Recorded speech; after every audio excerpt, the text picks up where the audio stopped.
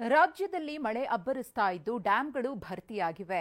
ಜಲಾಶಯಗಳಿಂದ ನೀರು ಹೊರಬಿಡುತ್ತಿದ್ದು ನದಿ ಒಡಲು ತುಂಬಿ ತುಳುಕ್ತಿದೆ. ಇದರಿಂದ ರೈತರ ಮೊಗದಲ್ಲಿ ಹರ್ಷ ಮನೆ ಮಾಡಿದೆ.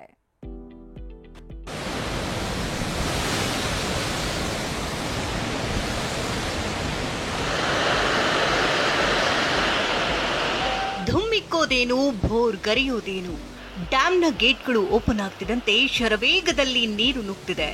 ರೌದ್ರ ರೂಪದಲ್ಲಿ ನೀರು ನುಗ್ಗುವ ದೃಶ್ಯವೇ ಮನಮೋಹಕವಾಗಿದೆ. ವರ್ಷಧಾರಿಯಿಂದ ರಾಜ್ಯದ ಬಹುತೇಕ ಡ್ಯಾಂಗಳು ಭರ್ತಿಯಾಗಿವೆ. ಕಾವೇರಿಯ ಮಡಿಲಿನಂತೆ ಇರುವ ಮಂಡ್ಯದ ಕೆಆರ್ಎಸ್ ಡ್ಯಾಂ ಸಂಪೂರ್ಣ ಭರ್ತಿ, ಅಂದ್ರೆ 124 ಅಡಿಯಷ್ಟು ನೀರು ಸಂಗ್ರಹವಾಗಿದೆ. ಇದರಿಂದ 11,000 ಕ್ಯೂಸೆಕ್ ನೀರನ್ನ ಹೊರಬಿಟ್ಟಿದ್ದಾರೆ. ಇನ್ನು ನೀರಿನ ರಭಸಕ್ಕೆ ಡ್ಯಾಂ ಮುಂದಿನ ನಗುವನ ಗಾರ್ಡನ್ನ ತಡೆಗೋಡೆ ಕುಸಿದಿದೆ. ಅಧಿಕಾರಿಗಳ ನಿರ್ಲಕ್ಷ್ಯದಿಂದ ಇತ್ತೀಚೆಗೆ ನಿರ್ಮಿಸಿದ್ದ ಗೋಡೆ ಕುಸಿದಿದ್ದು ಆತಂಕವನ್ನ ಹೆಚ್ಚು ಮಾಡಿದೆ. ಹಾಸನದ ಹೇಮಾವತಿ ಜಲಾಶಯ 2 ವರ್ಷಗಳ ಬಳಿಕ ಭರ್ತಿಯಾಗಿದೆ. 6 ಕ್ರಸ್ಟ್ ಗೇಟ್ಗಳ ಮೂಲಕ 22,000 ಕ್ಯೂಸೆಕ್ ನೀರು ಹೊರಬಿಡುತ್ತಿದ್ದು ಈ ದೃಶ್ಯ ನೋಡಲು ಜನರ ದಂಡಿ ಬರ್ತಿದೆ. ನೀರಿನ ವೈಭವ ಕಂಡು ಕುಣಿದು ಕೇಕೆ ಹಾಕ್ತಿದ್ದಾರೆ. ನಾವು ಸೋಮರ್ಪೇಟೆನ ಬಂದಿದ್ದೀವಿ, ಫ್ಯಾಮಿಲಿ ಬಂದಿದ್ದೀವಿ ಸರ್. ಎಲ್ಲರೂ ತುಂಬಾನೇ ಎಂಜಾಯ್ ಮಾಡ್ತಾ ಇದೀವಿ ಸರ್. 4 ಡೇಸ್ ಇಂದ ಬಿಟ್ಟಿದ್ದಾರೆ ಸರ್.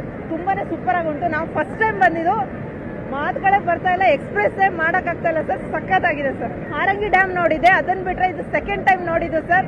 ಸೂಪರ್ ಆಗಿದೆ ಸರ್. ಬಸವಸಾಗರ ಡ್ಯಾಂ ಭರ್ತಿ, 2 ಲಕ್ಷ ಕ್ಯೂಸೆಕ್ ನೀರು ರಿಲೀಸ್. ಯಾದಗಿರಿ ಜಿಲ್ಲೆಯ ನಾರಾಯಣಪುರದ ಬಸವಸಾಗರ ಡ್ಯಾಂ ಭರ್ತಿಯಾಗಿದೆ. ಡ್ಯಾಂನಿಂದ ಸದ್ಯ 2 ಲಕ್ಷ ಕ್ಯೂಸೆಕ್ ನೀರನ್ನ ಕೃಷ್ಣಾಗೆ ಬಿಡಲಾಗುತ್ತದೆ.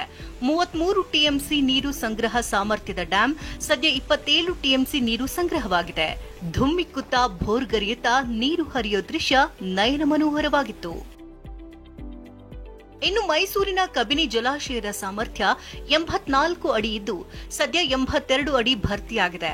186 ಅಡಿ ಸಾಮರ್ಥ್ಯದ ಶಿವಮೊಗ್ಗದ ಭದ್ರಾ ಜಲಾಶಯ 169 ಅಡಿ ಭರ್ತಿಯಾಗಿದೆ. ಡ್ಯಾಂನಿಂದ 197 ಕ್ಯೂಸೆಕ್ ಹೊರಬಿಡಲಾಗುತ್ತದೆ.